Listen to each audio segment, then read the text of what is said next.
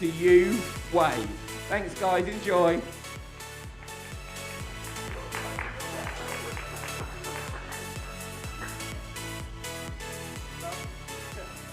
Are we on? Yeah. That was the most half-hearted clap I've ever heard for a message intro. And I understand why. How much do you weigh?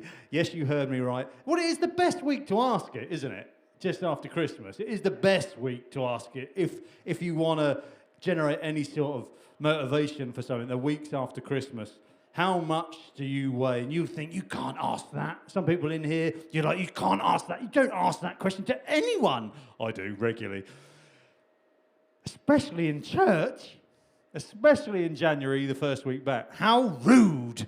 I'm not, particularly if you're British in here, we have very strict standards of what is rude and what is social etiquette that's allowed in church and in the street.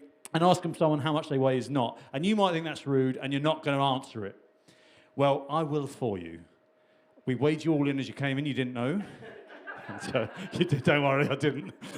Yeah, under the mat. Actually, they do that on the slides, don't they? I went to a water park in Florida and they have the weights and you have to, 4 of you get on. And I was just like, oh no, I've put on a few pounds. But then a big cross comes up and says, you're too fat to ride. And then you do the walk of shame back down the water slide. But I'll answer it for you. I am, although this is wrong now because I weighed in this morning, I am or was last week 17 stone, 3.5 pounds, which is a lot. And in American money, that's 240 pounds, roughly, for you, so you don't have to do the calculations in your head. I know what you're like, you're a bit behind in the States with the metric system. And so for Europeans in here, that's like 109 kilos. Or the old English measurement from a long time ago before pounds and ounces and that, it's around this sort of figure of basically quite fat indeed. That's roughly the measurement in old English. You can take that back to the States. I think that'd be an upgrade on pounds, actually. So I am quite fat indeed. I lost some weight this week because I'm back on it in January. So I lost 5.5 pounds this week, which mostly is water because I'm on low carb stuff. But I lost weight. It's great. And for you guys who are new to us, in September, 5 guys from this church joined together to try and lose weight and encourage one another. It's not a competition. It's not a close one anyway. It's not a competition, but we're encouraging one another to lose weight. And so we've been doing that since September. And I lost sort of a stone or 14 pounds in old money. And I basically put all of that on over Christmas. So I spent 3.5 months trying to lose it and put it all back on in 2 weeks. And so obviously I was really happy about that. But I'm not really, you can unclench, it's fine. I'm not really talking about weight today. But more around the concept of Proverbs 21:2, about the concept of the Lord weighs the heart. That the Lord weighs the heart, that God weighs your heart, that God weighs something other than your mass on this earth. And so we're going to explore the concept of that today. So I do ask you the question, how much do you weigh? And I want you to think about it in these terms. This is really bad English, but when I say, bowls of sweets, this is it's so ironic. Fatten the kids up, that's it. Give them some sweets. We'll weigh you before and after. But how much do you weigh? What I mean by that is how often do you weigh? It's a bad English way of saying it. How much do you weigh? How often do you weigh? How often do you weigh? Me, trying to do my losing weight thing, I do a weekly thing. Who's ever tried to lose weight in here? It's got to be nearly all the room, surely at some point in their life. But I do a weekly weigh-in. I think it's a good way of me having to know where I'm at, to not look at the daily fluctuations. Glenn, on the other hand, our keyboard player who's away this morning, he weighs daily. He weighs daily. Some people are like that, they prefer that. And I'm a bit of a nerd. He's more of a nerd than me. He likes all the data points. That's what he said to me. I like all the data points, so I've got more data points on my graph. And so he weighs daily, I weigh monthly. Maybe you weigh, weekly. Maybe you weigh monthly, or maybe you weigh yearly, or maybe you never weigh. Probably because you're always the same weight, so you don't bother. Or perhaps because you're scared of the results. But I want to explore today how accurately we weigh and how often we weigh, because humans, we measure lots of things. If you think about just the way we are compared to the animal kingdom, we like measuring things. We measure things a lot. We measure things like dimensions to build things or to produce something. We do that naturally. We weigh things to sell things. When you buy something in the supermarket, we have a certain weight for it to sell it. We weigh effectively or measure money to trade with as well. We use some sort of measurement to measure that, whatever that measurement is in, either in pounds, dollars, Bitcoin, whatever it might be, doubloons, shekels. We measure our kids' height. You know, any of you got the height of the kids? Like you, some of you teenage folk, you might have even lines on your door frames of where you've grown since you were little. We measure our kids' feet all the time, especially in sort of September time, back to school time to get new shoes. That's the best day of the year for me. 4 kids getting shoes in a shoe shop. Love it. It's like Disneyland. I'm not saying it's hell, but it's got to be close to what hell is like. If you're a gym bro and you like lifting weights, you'll measure your strength by how much weight you can lift or how many sets you can do of a certain weight. We measure things. You might measure your pension pot if you're older in here, or if you're smart, if you're younger in here. It's to measure your pension pot about how it's growing, what it might do in the future. We measure the stock market. Every day at the end is like it's up and down, up a percentage, down a percentage. We measure nearly everything, hundreds, thousands, millions of things we measure constantly. And even if you don't, your body does, and your brain does constantly. Our bodies measure things constantly to adjust and adapt and respond depending on the circumstance that you're in. And so like body temperature, I'm someone who gets hot all the time. Is anyone that end of the spectrum like me? I'm always hot, I'm always sweating. I'm doing a river dip today, I do cold plunge stuff, and I've talked Josh into coming with me today, which is brilliant. You've never done it before, do you? You're going to love it. But I get hot really easy. Is Kaylee at the back? Yeah, there she is. Always cold, doesn't matter. She could be in like Hawaii. Oh, it's so cold. Like, honestly, she's just cold all the time. She stands by the radiator. That's why she does the media stuff. She hates media, but it's by the radiator. You see? But our bodies measure our temperature all the time. And what it's trying to do is it's trying to be in a state of homeostasis. It's saying, that's too hot, that's too cold. I want to be in the middle somewhere. You get too hot, you start sweating. It's like cool down, you start radiating heat. That's why you ladies tend to go redder than men. Men tend to sweat more. We have different mechanisms for cooling down. That's weird, but it happens. And so, like, that's what we do to try and come back down to our temperature we want. When we go too cold, we go all pimply and the body's saying, keep the air near my skin, please. It's trying to do everything it can. It's measuring all the time. And it does this in so many different ways, but it keeps us alive. You know, this has been really highlighted to us now with Skylar, who's our third child, yeah, that's right, 3rd out of 4 child, who's been recently diagnosed with diabetes. And so we have to measure her carbohydrate intake, her sugar, her carbs, anything she eats, all that stuff you're eating now that you're just like, yeah, lovely, shove it in. Your body goes, ah! And it starts measuring your blood sugar levels, and it starts pumping out insulin from your pancreas to say, let's get this under control and back to normal levels. And so we have to do that for her at the minute. She'll do it when she's older. But we have to measure every single thing she eats and work out the carbohydrates that she eats to then measure how much insulin we give her, and we measure the time that we do it in to try and keep her within this range. And so her body can't do that anymore at the moment. We're praying that either she gets healed from it, or they're actually developing all sorts of things that might actually do that through science in the future, which will be fantastic for us. She doesn't have to keep jabbing herself all the time or have a pump on her. But the point is that our body measures all the time. And the target for, which is quite low, I think, for Skylar to keep inside her blood sugars between 4 and 10 is 70% of the time. The NHS have said, this is what you're aiming for, to try and do this. Keep it in there 70% of the time for her future health. And I'm like, challenge? Steph's like, I'm like, we're going to smash that. And so every day I show her, and we're getting better and better. I'm like, 95%. I'm going to go into the doctors and be like, NHS, you set me a challenge. I'm going to smash it. 95%. I better get some sort of trophy or something. I mean, Skylar should get some sort of trophy or something. So the target's 70%. We're at 95%. We're winning. That's what. Not that I'm competitive or anything. But measuring is required to live. And it's required to live an abundant life, even in the natural, even in our body, but ever so much more in the spiritual, in our soul, in our social relationships. Measuring is required. It's required to live an abundant life. And in many ways, I'd say this: if we fail to measure, we will likely fail. In whatever the pursuit we're looking for. If we fail to measure, we're likely to fail. And why do we measure? We measure really, and we understand this is sort of 101, we measure so we can progress. That is the idea. We measure so we can progress. Sometimes in the body we measure so we can stay the same, but often in many areas of life we measure so we can progress, or at least not go the wrong way at least.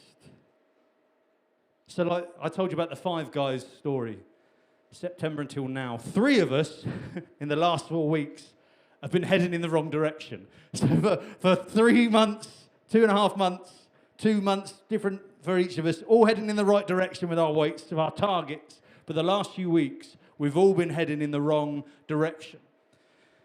And the point is, how do we know that? We know that, well, because our clothes are tighter. But the long and short of it is that we need to weigh. And there's other metrics for health and stuff like that, but we've decided that's going to be one of the metrics we use. But we need to weigh to see where we are so we can increase the likelihood to get to where we want to go. And anyone who's ever lost weight, and some of you have never done that, and you're like, shut up, you're always talking about fat boy. I understand that, it's cool. But for us to know where we want to get to, we need to know where we are. To get to where I want to be, my target is lighter than I used to be, which was 4 years ago, 5 years ago, I used to be like 275 pounds, something like that. And I got all the way down to sort of 185, 190, something like that. So I lost a big chunk of weight. And then I stopped weighing. And just over the years, actually what it wasn't a slow increase for me, it was Christmas holiday. Christmas holiday. I put on a stone every time. That's what I did. It's more like a staircase than a slope up. And so I stopped measuring. And so I didn't really have that information at hand to give me a kickstart. Same with sat-navs. You know, that signal when you're in your car that's going up to the satellite all the time. It's weird, isn't it? You can turn just slightly down the one wrong street and it goes, whoa, you're going the wrong way. How does it know that? It's like magic. But it knows that because it's measuring where you are over and over again. Just like Skylar's now got a thing in her arm. It's measuring the glucose in her blood. I think it's every 5 seconds, they said. I don't know if that's true. But it's just a measure. And we're measuring again, and we're measuring again. It's the same with the sat-nav. It's just going, where are you? Where are you? It's like a mum talking to a teenager. Where are you? Where are you now? That's what it's, a constant measurement over and over again. Why? To get to where you want to go. We measure, the sat-nav measures constantly over and over again so you can decide or see whether you're going in the right direction to where you want to be. And it's the same in so many areas of our life. And yet, I want to say 4 types of people, but there's more. Or maybe 4 ways of responding. Or maybe in different situations we respond in different ways. But there are people, and you'll know people like this, who like measuring everything. Absolutely everything they like measuring. They measure. Stats. Test. Some people love tests. In school, the people who generally like tests are the ones who are good at it. The ones who hated tests are the ones who were bad at it. They didn't necessarily hate the testing procedure or being measured. It's just because they knew they weren't going to do well. You could be really bright but really bad at doing tests because you go into a panic. I understand all of that. Some people like measuring everything. And why do they? Because personality-wise, their structure is they want to know everything. They want to know truth. They want to know accurate things. They want to know facts. They desire reality. Some people lean into reality and really want to know. I want to know where I'm at. I want to know where everything's placed. And that's cool. There are some people like that. There are other people, maybe you're like this, who like measuring some things. You like measuring some things that maybe you're good at or you know you're better at than other people. You like measuring those things because that makes you feel good. But you're not so much liking the measuring of things that are the other end of the spectrum. You like measuring things perhaps that make you feel better or something you've progressed in and done well in and improved in, but you avoid measuring anything that highlights the opposite. And so some of us are wired like that, and I think that's the natural way of being, but maybe we're not always supposed to act in a natural way of being. Then there's others who hate measuring themselves, but love measuring other people. I won't make you put your hands up, don't worry. Someone might judge you. The irony.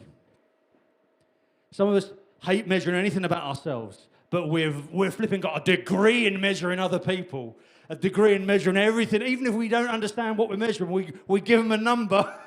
we can be, can have a thirst in measuring other people and yet hate measuring ourselves. And then we have other people who hate measuring anything. And there are people in the world who are programmed like this. It's just their personality structure, I think, who hate measuring anything, even in themselves or anybody else. I don't want to measure like there's some sort of meritocracy. There's nothing's good or nothing's bad. There's nothing. Don't measure anything, and then we can't measure anything against anything. Everything's the same. And people like that would rather live in a delusion. They'd rather not know anything and live in a delusion, because then they can make up the world, they can make up the facts in their head and live by them, and they're comfortable in that. And so we have this full spectrum of people, and maybe you're somewhere on that all of the time, maybe you're somewhere on that with different situations in your life. But often we avoid measuring. So why do we sometimes avoid measuring? I think number one is that we fear the results. We're scared of the results. We're scared of knowing for sure the reality. We're scared of it, because if we don't measure it, then maybe it's not that. Because the truth is, and we know this, reality is often painful to our self, to our pride, to our ego. When we get a mark, you're tested in a way and it's fair and it's like, this is where I am, but you thought you were somewhere higher. It can hurt. It can hurt our ego. It can hurt, I said to Steph, I joked, I said, we could do like an IQ test for everyone in the room and then rank everyone on the screen. Some of you smiled then. Can I tell you who smiled? All the bright people in the room. They're like, yeah, let's do this. And then I say, let's do the bleep test. All the different people smile. Sometimes we fear the results.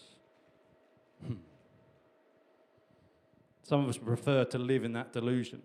It's like, if we don't measure, then we don't know. If we don't measure it, then we don't know. And it's just weird, because we do know, that's why we don't measure.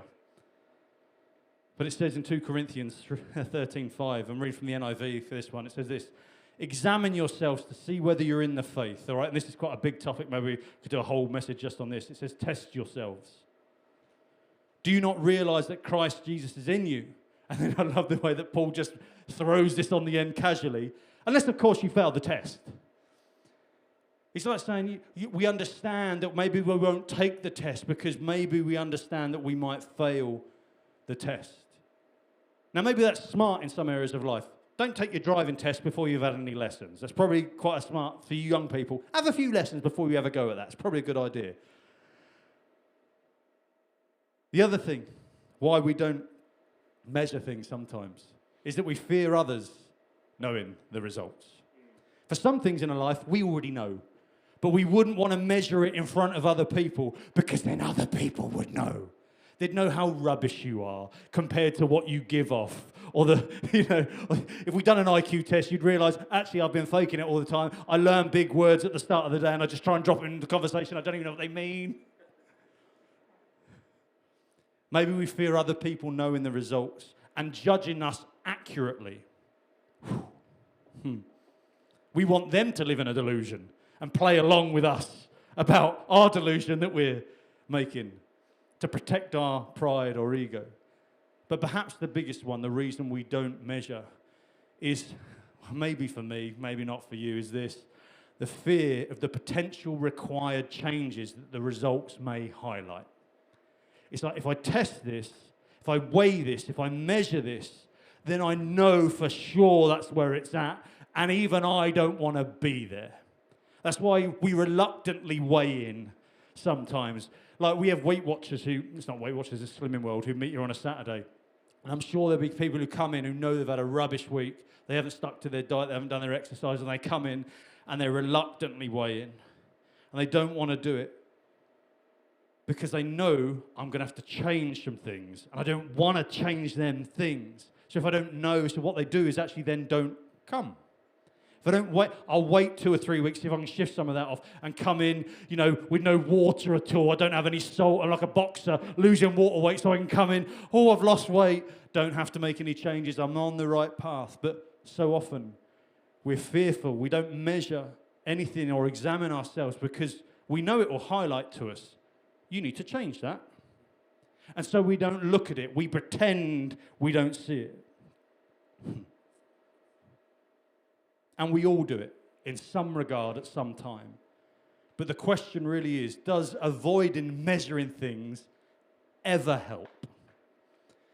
Does avoiding measuring those things ever help? And there might be a few occasions from a psychological point of view why measuring at a certain time might not be helpful for certain things. But nearly all the time, 99% of the time, avoiding measuring doesn't help. It never makes things better. All it does is delay us moving toward the thing that we even want. We're just not, we want to go over there, and we know we're over here, and we don't want to measure, and all it does is delay us getting there. That's all it does. The same with Skylar's blood. Does avoiding measuring Skylar's blood, I'm like a loser at the minute because I want to beat the NHS target. I'm scanning her because she's got a little scanner. I scan her like every time she walks past. Beep! Got done it this morning, just checking. I want to see how different foods react. I want to see, I want to beat it. To be honest, I want her to be healthy in the future is what I want to do. But I'm focused at the minute of doing that. And it's funny, I walked into her bedroom the other night and she doesn't wake up, but I walked in quite quietly and she just went like this. And put her arm up and I beeped her. I was like, how did she even know I was here? I didn't even make a noise. I'm like, you're 17 stone. Of course you made a noise. Oh dear. But avoiding testing her, it'd be like, let's test her in the morning. She's 4.2. Yay. Let's not test her for the rest of the day because she's 4.2. How dumb would that be? In fact, I think they'd take her away from me if that's what I'd done. If I avoided measuring just in case she's gone low, and that would reflect badly on our food regime or whatever, then all I'm doing is causing damage. So us not measuring when we should measure, all it does is cause damage in the future, sometimes 50 years in the future. And that picture of Skylar's glucose in her blood is a brilliant picture of that for our life in so many areas. Without measuring, we'll never know if we're moving in the right direction. That's what I love about a little thing she beeps with. It has arrows on. It tells you whether it's going up fast relative to the last data points. And I'm like, because I love data, I'm a maths guy, I know that, I can just read the other data point. But it does it pictorially for you. It does it with an icon to show you if you're not into maths. It's been going up for a while, by the way, so you might need to do something about this. It shows you the direction of travel, not just where you are, which I really love. But without measuring, we'll never know if we're moving in the right direction. So, if we are to measure, how should we measure? And I think what I want to do first is quickly, with the sort of 10 minutes I've got left, is talk about how we shouldn't measure first. Like we know with the bathroom scales, you don't lean on the sink when you're measuring. Like we know that. We might do it occasionally, but we know not to do that. But a way not to measure is to use our own corrupt measuring system that's skewed in our favour. And it's really hard to do. We're all biased in some way to ourselves in many regards. But when we're measuring things, we need to not use our own corrupt measuring system that's built in, that's maybe natural to protect ourselves. I love the way that Proverbs talked about weights and measuring. Proverbs 16:11 says this, the Lord demands, check this, accurate scales and balances. And really it's talking about in the marketplace when you're trading with people and we would have weighed things instead of money sometimes to trade stuff. It's about having accurate scales and balances. But it says this, he sets the standards for fairness. Proverbs 11:1-2 says this, the Lord detests the use of dishonest scales. You know them cheap ones you bought from Argos? He hates them, the ones that tell you you're lighter than you are. But he delights in accurate weights. And again, we might just think this relates to just the marketplace and having scales that we're not ripping somebody off and we're being honest with people. When they give us this amount of grain, we give them this amount back, gold or whatever it might be, that they're accurate. But it goes on, it's beautiful in this proverb. It goes on to say in verse 2, pride leads to disgrace. But check this, but with humility comes wisdom, that accurate measure of self. that accurate measure of self, that humility. Humility isn't, oh, I feel horrible about myself, I'm rubbish all the time. That's not humility. Humility is having an accurate measure of self rather than puffing oneself up. It's like, this is where I am. I know where I am. This is my place. And choosing sometimes to go even lower than that and become a servant. But with humility comes wisdom. Let's not use our own corrupt measuring system. In Matthew 7:3-5, it says this, and why worry about a speck in your friend's eye? This is Jesus saying this. Why worry about a speck in your friend's eye when you have a log in your own? Another translation says when you've got a plank in your own eye. Why are you worrying about a little tiny bit of sawdust in somebody else's eye? How can you think of saying to your friend, let me help you get rid of that speck in your eye when you can't see past the log in your own eye? Jesus said, hypocrite. First, get rid of the log in your own eye. I love that. First, get rid of the log in your own eye. Then you will see well enough to deal with the speck in your friend's eye. So often we use a skewed measuring system where we measure other people to this measure, but to measure ourselves is completely different. Which brings us on nicely to another way we shouldn't measure, and that is to measure ourselves against others. Can I tell you, especially for this side of the room, this has been harder not to do than in any time in history. To measure yourself, if you're connected through the internet on phones and stuff, and with filters, with Photoshop, it was bad enough 10 years ago. Like, it is the hardest thing for you guys to do, is to not measure yourself against other people. Men or women, boys or girls, in any regard, physical, social, intellectual, whatever it is, lifestyle. It's the hardest time not to measure yourself against someone else. Why? Because you're shown everyone on the planet in their best regard all of the time.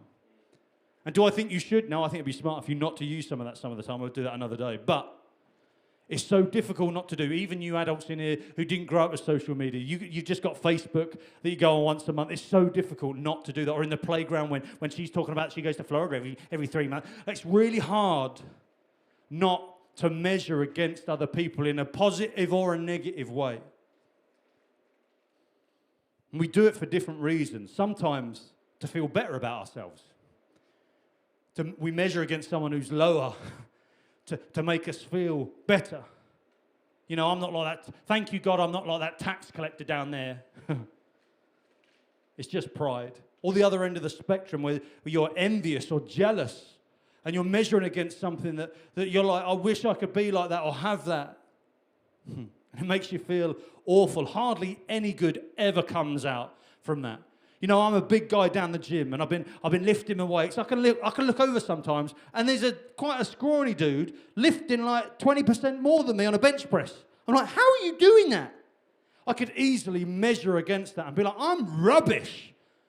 But it's not until I zoom out and go, well, you're old, for a start, me, compared to the 25-year-old. You train when you can. Your body's broken from years and years and years of rugby and abuse, just throwing your body at hard things and thinking that's going to be okay. This dude, he does nothing. He's got a part-time... You've got 4 kids, Phil. He's got a part-time job. He works out like 7 hours a day and nothing else to do. Of course he's going to lift more than you. Why would I bother measuring myself against something that has no relation to me? And yet we do it all the time. I like it more when a big guy comes in next to me and he's lifting less than me. That makes me feel better. And I look at him, he's probably got 5 kids, works 2 jobs, played rugby league and rugby union. Is it okay to have people to look up to? I think so. To strive toward emulating, like there's sort of the picture of something you'd like to, and using that as a model and thinking I think that's cool if it's done with the right motive and in the right way, that's great.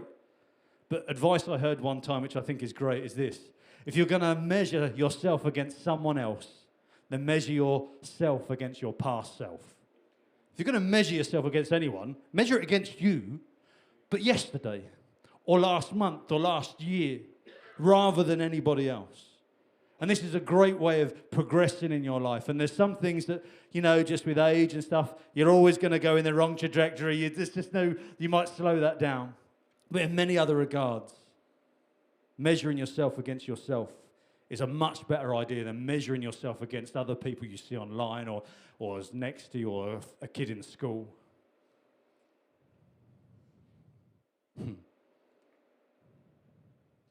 Not are you better than others, but are you better than you were yesterday?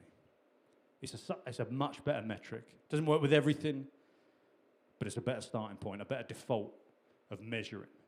Galatians 6:4 says this: each one should test their own actions. Each one of us, each one of you, me should test our own action. Then they can take pride in themselves alone. Not in pride in the way that we talked in other weeks, but then they can take pride in themselves alone. Check this, without comparing themselves to someone else.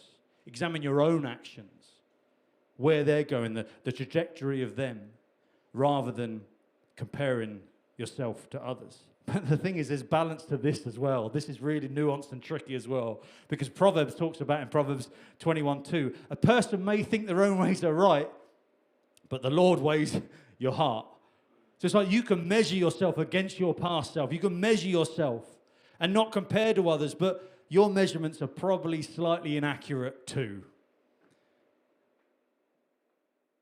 Paul exemplifies this in the letter to the Corinthians when he says this in 1 Corinthians 4:3-4. It says this: as for me, it matters very little how I might be evaluated by you or by any human authority. Check this. It's so powerful. I don't even trust my own judgment on this point. He doesn't even trust his own evaluation of himself, even though he goes on to say this, verse 4, my conscience is clear. I've done the measurements. I think I'm doing the right thing. I've measured myself, but that doesn't prove that I'm right. It is the Lord himself who will examine me and decide. So this shows that Paul was measuring, and he was measuring himself against himself, of progress of what he against his own conscience at least where he wanted to be, he was measuring. We don't even meet our own requirements in our life, do we? Let alone anybody else's. But his conscience was clear, but he's saying, I don't even trust that fully. And it highlights the fact that when we measure, we should use God's scales. That's what we should do. We should use God's measuring stick, not our own. We should adopt his measuring stick to measure ourselves, not our own human-made measuring systems.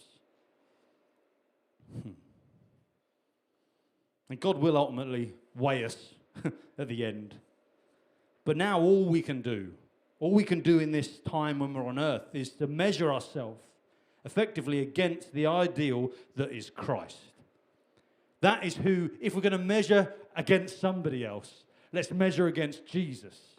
That's our model. That's our ideal. He is the ideal. This is what is so beautiful, that God's like, this is the ideal. This is what we're aiming for. You become more like that. He's the measuring tool. Who's the thing you measure against? So I want to ask you, are you moving toward that ideal? And you might think, oh, I don't know. Well, how do you know? Well, how could you know if you never measure? So I ask you this question. Do you, like Glenn, weigh in daily? Do you weigh in daily? I'm not talking about scales with your weight. Do you weigh in daily? How much do you weigh? How often do you weigh? Not your body, but your soul, your fruit, the fruits of the Spirit in your life. And whose scales are you using? The world's, your own, or the scales of your Father? The scale, the measure of your Father is Jesus Christ, and the progress towards that through the power of the Holy Spirit. There's all sorts of things that we can measure that would be beneficial and great, and I think we should. You know, when did you last measure the trajectory of your marriage and where it's going to be if it continues on that same path? Where's it headed? When did you last measure your retirement pot? What's it going to be if you keep on the same path? When did you last measure yourself against yourself in areas that you value, like health or fitness or anything that's valuable to you? When did you last measure them things? Or when did you last measure the progress toward your God-given goals? Because we have them put in us often, I think, them dreams and God-given goals. When have you last measured them? Or have you not, because you're not moving toward them for whatever reason? I think I'm going to copyright God-given goals under 3G. I think that works well. Well, it's a bit outdated now, isn't it? I'll have to get... What are we on to? 7G now, is it? 5. God-given goals get Glory? No, that's not. I'll work it out. ChatGPT will help. But most importantly, all them things are great, but most importantly, perhaps, when did you last measure your fruit? When did you, the kids started a new program today, I believe, about the fruits of the Spirit. Are you more loving than you used to be? Are you more joyful? Are you more peaceful? Are you more patient? I'm struggling with that one. I'm less patient than I used to be. I'm being honest. Maybe it's more stress, more busyness. Maybe I am as more patient, but I've got more things to be patient for. I don't know. I'm not sure. It's hard to measure. Are you more kind? Are you more good? Are you more faith-filled? Are you more gentle? Or a big one, are you more self-controlled? Are you more self-controlled than you used to be? A fruit of the Spirit of God working in you. And some of these things, it's hard to measure accurately, but I think we have a sense for them.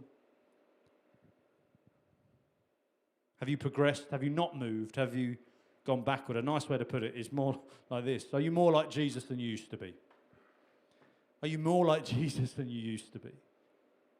Because it says in Romans 8:29, NIV version says this, for those God foreknew, he also predestined to be conformed to the image of his Son.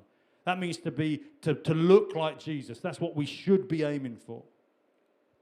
That he might be the firstborn among many brothers and sisters. 2 Corinthians 3:18 says this, and we all who with unveiled faces contemplate the Lord's glory, it says this, are being transformed. That means being changed. I'm being transformed into his image with ever-increasing glory. That means we should be becoming more and more like Jesus. We should be measuring ourselves along that way on God's measuring stick of are we becoming more and more like him. Ephesians 4:23-24 to finish says this, talking about to be made new in the attitudes of our mind. We should be made new in the attitudes of our mind and to put on the new self. Put on the new self. Created to be like God. Not God, but like God in true righteousness and holiness. So I ask us all, what progress have you made in where God is calling you to progress? Because all these things we will improve, hopefully we'll move more to be like Jesus, but God will call parts out at different times and be like, that can pause for a minute, that's cool, you're not ready to move on in that, but this area of your life, this is what I want you to grow in. And the only way you're going to grow in it is if we measure it, if you examine it, if you look inward. What progress have you made in where God is calling you to progress? And how would you know if you fail to measure? How would you know if you fail to examine, to look, to ask? How will you do it if you fail to weigh? So I'm going to ask to finish, what do you need to weigh? Maybe for the first time ever, or maybe more often, or perhaps something you haven't for a while. What do you need to measure that you've been avoiding? Because remember that question, does any good ever come in the long run from not measuring it? So I ask, when was the last time you weighed? How much do you weigh? And is it time to get on the scales? Amen? Amen, let's pray.